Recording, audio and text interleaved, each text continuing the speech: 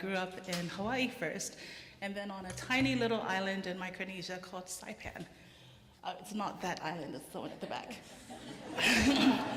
Because we grew up, we traveled around a lot, we went to a lot of different schools, and the smallest school that I'd ever been to was on that island.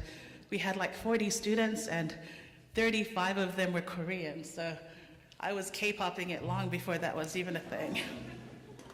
It was a strict school with not a lot to do, so you could either get really good at studying, or you could get into a lot of trouble just trying to make up your own fun. So after they lifted my suspension, I came back to school and discovered something that would change my life. This was the first computer I had ever seen, and all the boys were like obsessed with it. They had these like magazines that they would copy these blocks of letters and symbols and that, and they just copied it into the computer, and then they'd hit run, and then these amazing things would show up on the screen. The first time I tried it, it took me like 3 days to get all of those symbols correct, but once I got it right, I had created my first game. It was like this guy skiing down the mountain, and you could control him with left and right arrows. I got hooked then with the idea that these symbols or these code could like make this machine do stuff. Around the same time, I discovered science fiction. Star Trek is set hundreds of years in the future where people travel by starship faster than light. And they have all this crazy equipment like transporter beams and food replicators and holodecks where you can walk into the simulated environment that felt real. It's really exciting to watch science fiction come to life today. Everyday things like mobile phones and video calls and tablet devices, those were all predicted by Star Trek long before they became real. I'm a bit obsessed now with just thinking about what our future might be, what kind of life we'll be living in the not too distant future. As they said, my uncles are engineers, and that's like our favorite topic. But the way I see it, machines and devices, they're just like the body of tech. Electricity is what gives them life, but the real soul of technology is the code. And for me, that's just another word for language, which I really like because language has always been a big part of my life. My home has always been bilingual, Samoan and English, and we always lived in neighborhoods for some reason that were immersed in either Asian or Pacific or even Latin languages. I'm not fluent in any language, not even English, but I've studied like 12 of them. For some reason, I just like learning them.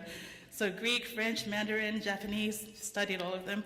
And I also went to piano lessons where I learned that music is just another language, really. Piano lessons also taught me that it's one thing to know a language, but it's something else completely to be able to use it with power. As a sometimes troubled child, I learned to use words on paper in ways that continue to bring me peace and healing even today. To me, that's another example of the magical potential of language or of code. Programming languages are created, as you know, for specific environments. And when that environment changes, as it does with digital technology all the time, if the code cannot adapt, then it stops getting used and then you lose it, it dies. A few years ago, I found out that that's exactly what's happening to human languages today, even ours in the Pacific. Our world today in New Zealand and in this century is really different from the world that our ancestors knew. Our languages are having trouble keeping up. That's the reason why fewer of us are speaking Samoan or Niuean. I'm just nervous, I'm not crying. Or Cook Island. So we work, but why should we learn those languages? We work and we study and we socialize in English, so we don't feel a real need to hang on to the languages of our parents.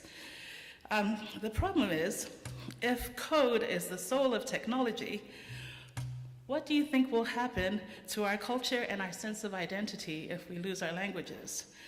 What magical potential could we be missing out on if we let them go?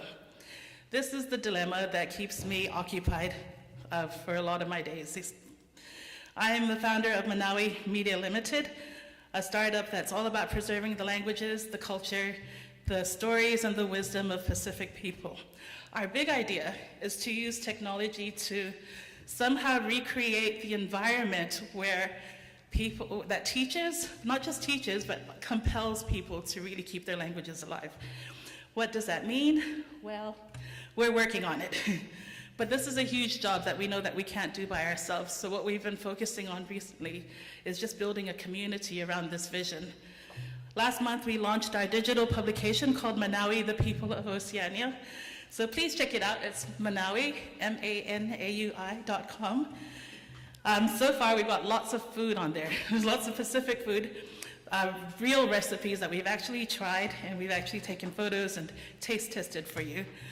We've also got some really beautiful stories from real life people, family and friends mostly, and their family and friends. Manaui.com is our effort to collectively document the world of Pacific Islanders as we are today, one blog post at a time. So come have a read, try our recipes, do our quizzes, and maybe even write for us.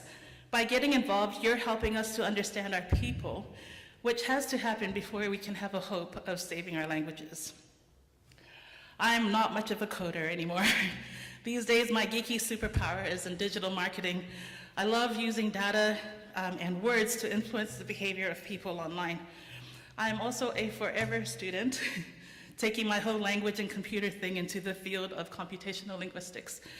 But what does this all mean for you? Well, I need you to get really good at tech so you can help me save the languages of Oceania. But technology is not just one job or one industry, it's all of them. It's how we solve problems these days, it's how we create solutions, and it's how we build the world exactly the way that we want to live in it. Whether you're an engineer, an architect, or just a dreamer entrepreneur like me, the power to shape any future that you have in your imagination for yourself or for your kids, that belongs to those who are fluent in the language of technology. And I'll leave that thought with you. Malefa'aloa lava, o na o Yesu, amen.